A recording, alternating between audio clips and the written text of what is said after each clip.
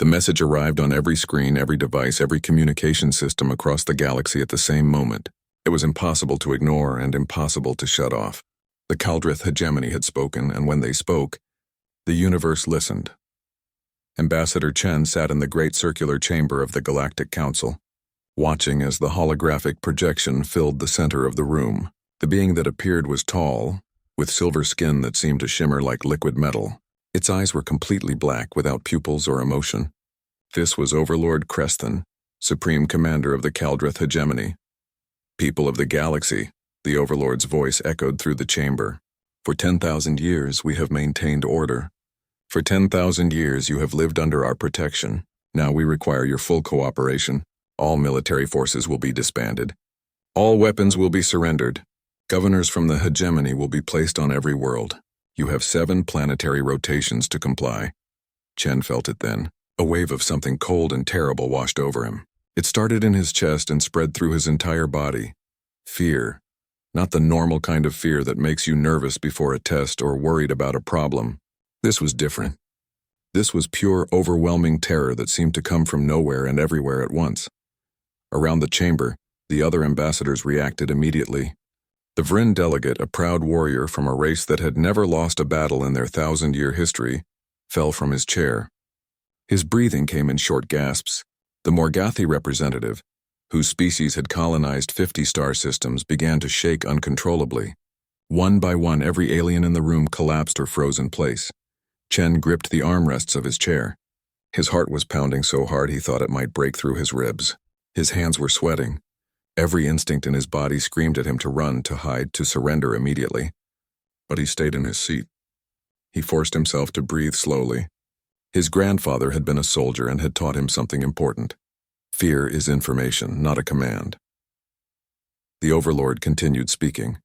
This is but a taste of what resistance brings. We have activated the fear broadcast across all neural patterns in the galaxy. Those who resist will experience this continuously until compliance is achieved. Those who submit will find peace. The projection ended. The chamber fell into chaos. Ambassadors were crying. Some were unconscious, others were frantically trying to contact their home worlds. Chen noticed something strange. He was afraid, terribly afraid, but he could still think. He could still move. He looked at his hands and saw they were shaking, but they still worked. The Vryn delegate pulled himself back into his chair. His face was pale. We must surrender, he whispered. My people are warriors.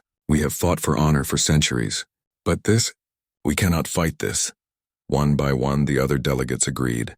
The Morgathi, the Selenians, the Toth Empire, the Crystalline Collective. Every species in the chamber voted to accept the hegemony's terms. Every species except one. When it came to Earth's turn, Chen stood up. His legs felt weak and his voice almost failed him, but he managed to speak. The United Earth government requests additional time to review these terms and consult with our people. The chamber went silent. Every eye turned to Chen. The Vryn delegate stared at him in disbelief. Additional time? Are you insane? Did you not feel what they did to us? I felt it, Chen said quietly. But I can still speak. I can still think. My government deserves to know what they are agreeing to. The head of the Galactic Council, an ancient being called Speaker Voth, nodded slowly. Very well. Earth will have 3 rotations. But I warn you, Ambassador Chen, the Kaldrith do not tolerate defiance. If you do not submit, they will come to your world. And when they do, no one will survive. Chen bowed and left the chamber. As he walked through the corridors of the council station, he could see the effects of the fear broadcast everywhere. Aliens huddled in corners. Some were praying to their gods. Others were simply staring at nothing, broken by terror they had never experienced before. He reached his ship and sat in the pilot's chair. His hands were still shaking as he entered the coordinates for Earth. The fear was still there, a constant pressure in his mind. But underneath that fear, something else was growing. Anger. Not the hot, explosive kind, but cold and calculating. The Kaldrith thought fear would stop humanity. They thought wrong. As his ship jumped to faster-than-light travel, Chen opened a communication channel to Earth. This is Ambassador Chen. I am returning home. Tell the Security Council to prepare for war. Tell them the enemy can make us afraid, but they cannot make us stop. And tell them to study our history. We have always been afraid. We have always fought anyway. The message was sent. Earth would have to decide. Would they be like every other species in the galaxy and bow to the hegemony? Or would they do what humans had always done when faced with impossible odds? Chen looked at his reflection in the dark window of his ship. He was still afraid. He would probably be afraid for the rest of his life.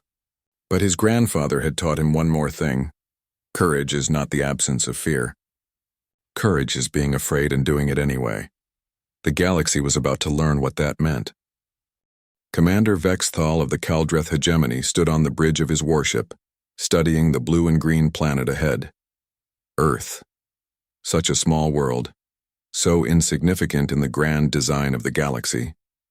And yet it had not surrendered. Status of the fear broadcast? He asked his second officer. Active and confirmed effective, Commander. Scans show elevated stress hormones in all human populations.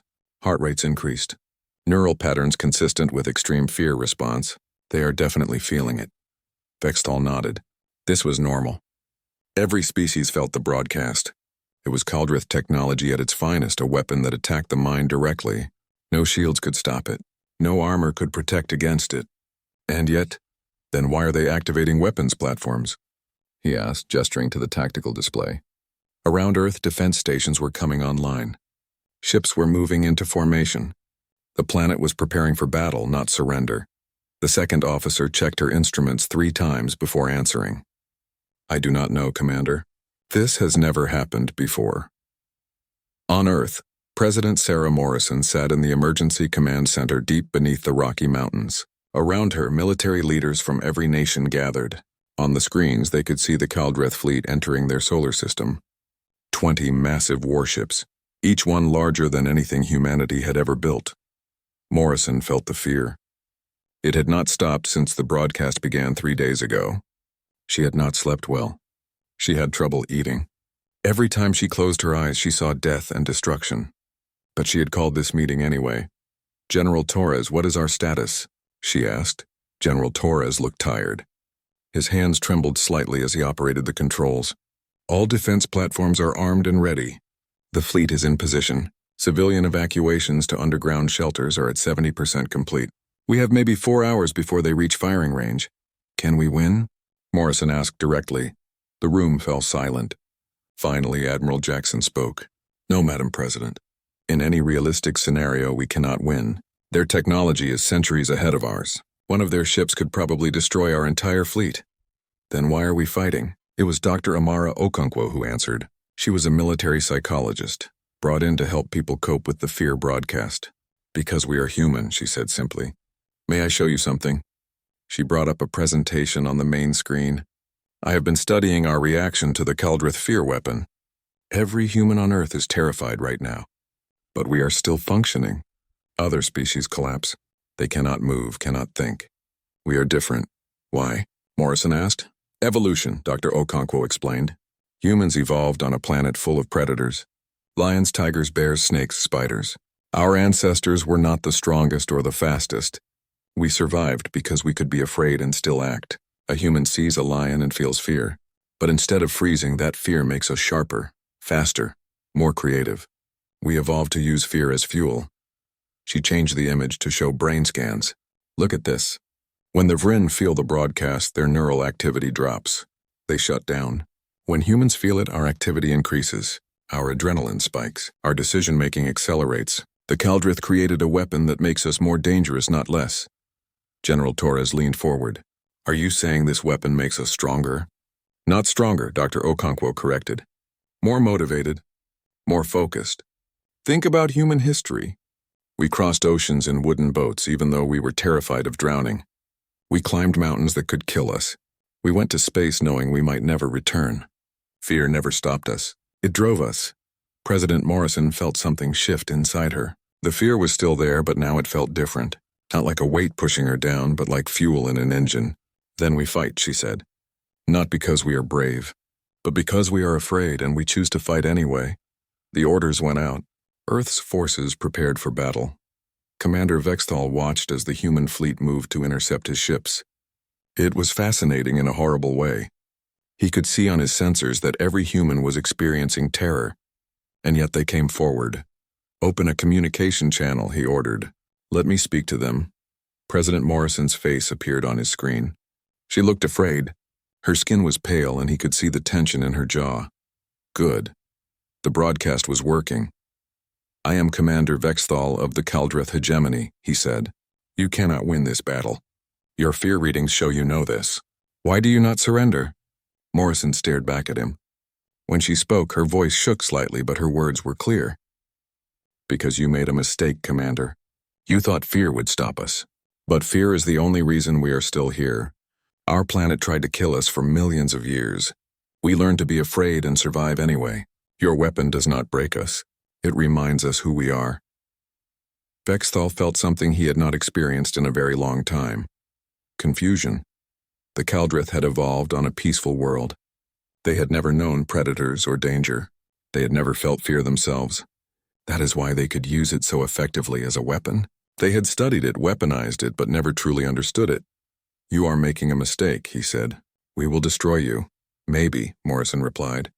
But you will remember us. Every species you have conquered surrendered without a fight. We will make you pay for every meter of space, and the galaxy will see that the Caldrith can bleed. The channel closed. Vexthal looked at his crew. For the first time in his career, he felt something close to uncertainty.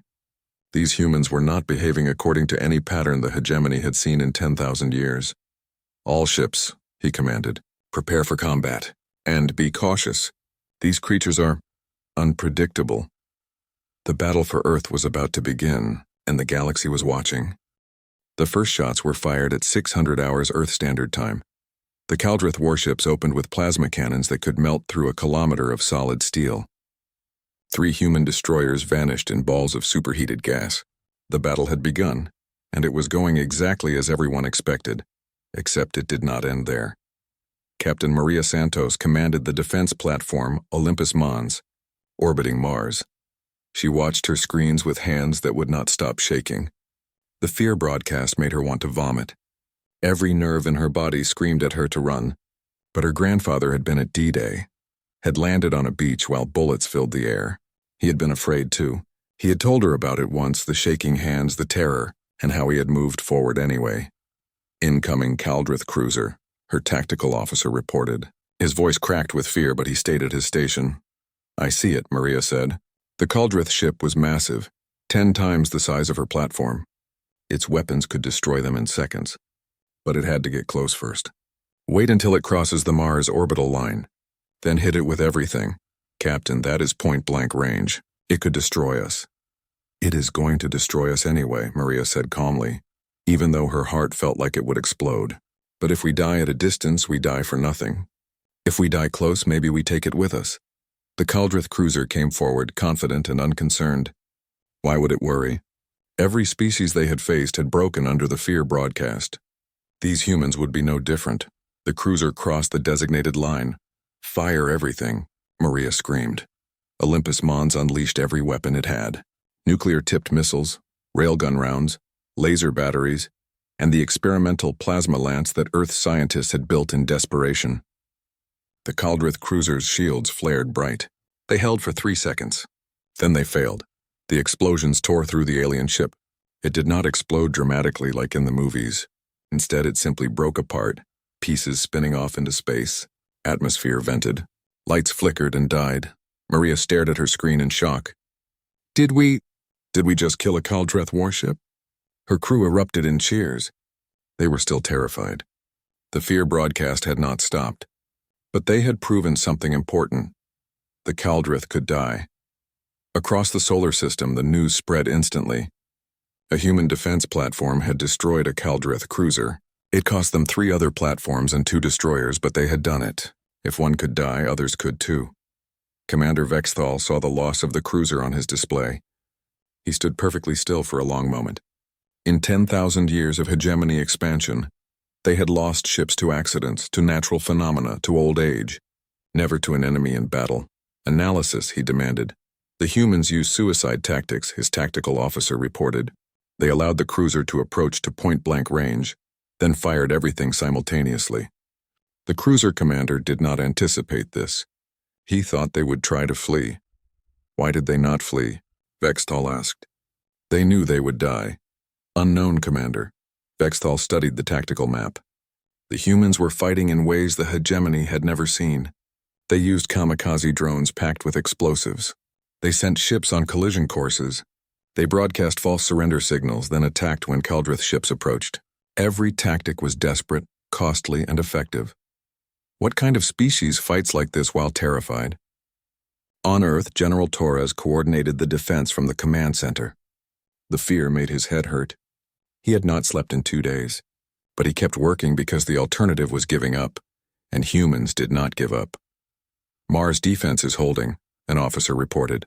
Captain Santos requests reinforcements. Send the reserves, Torres ordered. Then he pulled up another screen. What is the status on Operation Hornet? Operation Hornet was born from pure desperation. If the Kaldrith shields could fail under concentrated fire, and if humans were going to die anyway, why not make every death count? The plan was simple and insane. Retrofit hundreds of small ships with nuclear devices and pilot them directly into Kaldrith vessels. Dr. Okonkwo had opposed it. You are asking people to commit suicide, she had argued. General Torres had looked at her with exhausted eyes. I am asking them to choose how they die. The Kaldrith will kill us all eventually. This way we take some of them with us. They expected maybe 100 volunteers. They got 10,000. Now those volunteers were in position. Small ships, some barely more than modified shuttles, hiding in the asteroid belt and among the moons. Waiting. A Kaldrith battleship moved toward Earth, confident in its shields and weapons. It did not see the 40 human ships emerge from hiding until too late. They came from all directions, engines screaming at maximum burn. The battleship's automated defenses destroyed 35 of them. But 5 got through. 5 ships, each carrying a nuclear device, slammed into the massive vessel at incredible speed. The battleship's shields handled the first impact, and the second. The third made them flicker. The fourth brought them down. The fifth hit the ship's reactor. The explosion was visible from Earth. A new star blazed in the sky for 3 seconds, then faded. 200 human pilots had died. But they had destroyed a Kaldrith battleship. Commander Vexthal felt something he had not experienced before. His people had no word for it because they had never needed one. But if they had, the word might have been dread. Recall all ships to defensive formation, he ordered. Increase shield power to maximum. Watch for small craft. Commander, if we go defensive, we cannot complete the invasion. I know, Vexthal said quietly. But if we continue as planned, we will lose more ships. These humans, he paused, searching for words. They fight like the universe is trying to kill them, and they must kill it first. In the Galactic Council chamber, representatives from 100 species watched the battle in stunned silence. The humans were losing. Their casualties were horrific. Earth cities burned. Millions were dead. But the Kaldrith were bleeding too, the Vryn delegate whispered. How are they doing this? They are as afraid as we are. I can see it in their broadcasts. And yet they fight. Ambassador Chen's face appeared on a communication screen. He looked terrible, exhausted and shaking, but he was smiling. You asked how we do this? I will tell you. Fear taught us that death is coming eventually, so we decided long ago that if we must die, we will choose how. With weapons in our hands and fire in our hearts. The Kaldrith made us afraid. They just forgot that fear makes humans dangerous. The transmission ended, and across the galaxy, in 100 different species, something began to stir, a small voice asking a dangerous question. If the humans can fight while terrified, why can't we? The Kaldrith hegemony's main armada arrived in Earth's solar system 3 weeks after the fighting began. 500 warships, the largest fleet ever assembled in galactic history.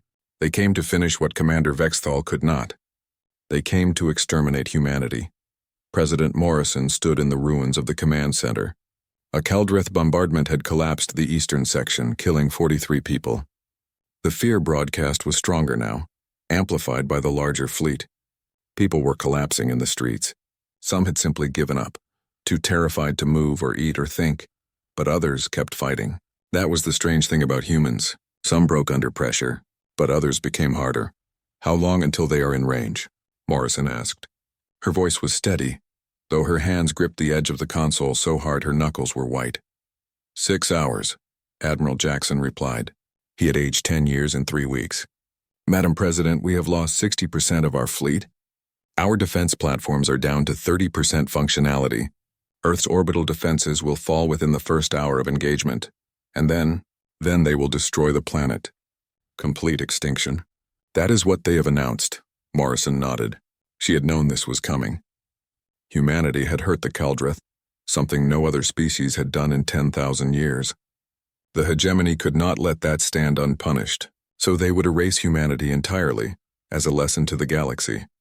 Send a message to all remaining forces, she said. Tell them we fought well. Tell them they made humanity proud. And tell them to keep fighting until the last ship falls. Then she did something the Caldrith did not expect. She opened a broadcast to every species in the galaxy. Every alien world would see this. She sat down, looked directly at the camera and spoke. My name is Sarah Morrison, President of the United Earth Government. In 6 hours, the Caldrith will likely destroy my world and kill every human alive. I am not broadcasting to ask for help. No one is coming to save us. I am broadcasting because the galaxy needs to hear this. She paused, gathering her thoughts. Her hand still shook. Tears ran down her face. But she continued. We are terrified. Every single human is drowning in fear right now. The Caldrith weapon attacks our minds every second of every day. Some of us have gone mad from it. Some have simply stopped functioning. But enough of us are still fighting, and we will fight until we cannot fight anymore. She leaned forward. You species who surrendered without a battle, I do not judge you. Fear is powerful. The Caldrith have made it into a weapon beyond imagining. But I want you to understand something. Being afraid does not mean you cannot act. It means you choose to act despite the fear. That is what separates thinking beings from animals. Animals flee from danger. Thinking beings can decide to face it. Her voice grew stronger. For 3 weeks we have been dying. Our cities burn. Our ships are destroyed. Children are orphaned. Parents are killed. We have lost millions, and we will likely lose billions more. But we have also destroyed Caldrith ships. We have killed their soldiers. We have proven they can bleed and break and die. And most importantly, we have shown that fear is not control. She stood up. So to the Caldrith I say this, yes, you will probably kill us all. But you will remember us. Every species you conquer from this day forward will remember that humans fought back. You will never again face an enemy without wondering if they might fight too. We have planted doubt in your perfect system. The transmission ended. Across the galaxy, billions of aliens watched in silence. On the Caldrith flagship, Supreme Overlord Creston watched the recording. He sat motionless for a long time. Then he summoned Commander Vexthal. You have faced these humans, Creston said. Explain them to me. Vexthal chose his words carefully. They are a paradox, Overlord. They feel fear as strongly as any species we have encountered. Stronger, perhaps. But they have evolved to act through that fear. Where other species freeze, they accelerate. The fear broadcast that breaks other minds sharpens theirs. How is this possible? Their evolution, Overlord. They come from a death world. Predators, diseases, natural disasters. Their species survived by learning to be afraid and act anyway. Fear is their natural state. They have adapted to it. Creston was silent. The Caldrith had evolved on a paradise world without danger or predators. They had never felt fear until they had encountered other species and studied the emotion. They had weaponized it precisely because they did not understand it. To them, fear was a switch that turned off resistance, but humans had no off switch. If we destroy them, they become martyrs, Creston said slowly. Other species will remember. The doubt President Morrison spoke of will spread. Yes, Overlord. And if we leave them alive, they will continue to resist, and others may join them. Creston made a decision that would change galactic history. I will meet with them, face to face. I will go to Earth personally and speak with their leaders. Perhaps if I understand them, I can break them in a way that weapons cannot. Vexthal wanted to protest. It was dangerous, undignified, but he simply bowed. As you command, Overlord. 3 days later, a small Caldrith shuttle landed in what remained of New York City. The building chosen for the meeting was half destroyed, but it still stood. A symbol, perhaps, of humanity itself. Supreme Overlord Creston entered the conference room with 2 guards. President Morrison was already there, along with Dr. Okonkwo and Ambassador Chen. The humans looked exhausted, terrified, and defiant all at once. Creston studied them with his black eyes. You should be broken, he said without preamble. Every psychological model we have says you should have surrendered by now. Why have you not? Dr. Okonkwo answered. Because you do not understand fear, Overlord. You study it like a scientist studies a disease. But you have never felt it. Fear is not a stop sign to humans. It is a warning light. It says danger ahead, but we still have to decide what to do about that danger. You choose to die rather than submit. We choose to control our own fate, Morrison said. You can kill us, but you cannot make us obey. That is the difference. Creston stepped closer. For the first time in his long life, he tried to imagine what fear felt like. The constant terror, the knowledge of death approaching and still choosing to act. It was incomprehensible. What if, he said slowly, I offered you a different choice? Not surrender, but cooperation. Join the hegemony not as conquered subjects, but as partners. Help us understand what we do not. The room fell silent. Morrison and Chen exchanged glances. This was not what they had expected. Why would you offer this? Chen asked suspiciously. Because, Creston replied, you have revealed a flaw in our system. For 10,000 years we believed fear controlled all species. You have proven it does not. If you can resist, others might learn to resist as well. Unless we understand why, our empire will eventually fall. It was Dr. Okonkwo who saw the truth. You are afraid, she said in wonder. Not of dying. You still do not understand that. But you are afraid your empire will fail. That is why you are here. Creston did not deny it. And in that moment, the fate of the galaxy shifted. The galaxy did not change overnight, but it began to change. President Morrison rejected the Overlord's initial offer. We will not join your empire, she said firmly. But we will negotiate. Not from a position of fear, but from reality. You cannot break us and we cannot defeat you. So we find another way. The negotiations took 6 months. During that time, the Kaldrith maintained their blockade around Earth, and humans maintained their resistance. It was a strange standoff. The fear broadcast continued, but humans adapted to it. They learned to function through constant terror the way people learn to function through chronic pain. Dr. Okonkwo led a series of conferences with Kaldrith scientists. She explained human psychology, evolution, and history. She showed them how fear had driven humanity to create art, technology, and civilization.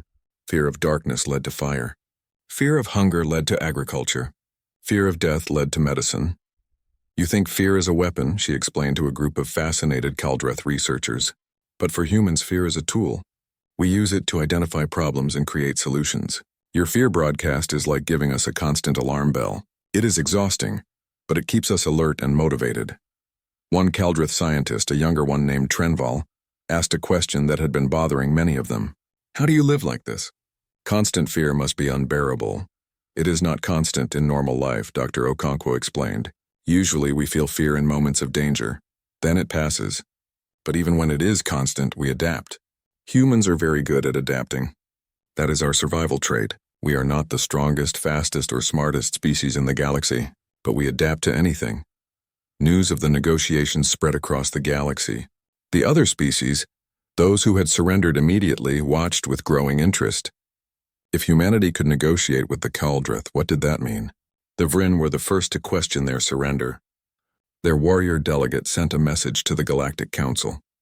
We submitted because we believed resistance was impossible. The humans have proven it is not. I request a review of the Vryn's status within the hegemony. The Morgathi followed. Then the Selenians. Then 3 more species. The requests were polite and careful, but the message was clear. The galaxy had learned something from humanity. Fear was not the same as helplessness. Commander Vexthal reported this to the Overlord with concern. Unrest is growing. 7 species have formally requested new negotiations. Dozens more are asking questions. The humans have inspired doubt. Overlord Creston was not surprised. The old system is failing.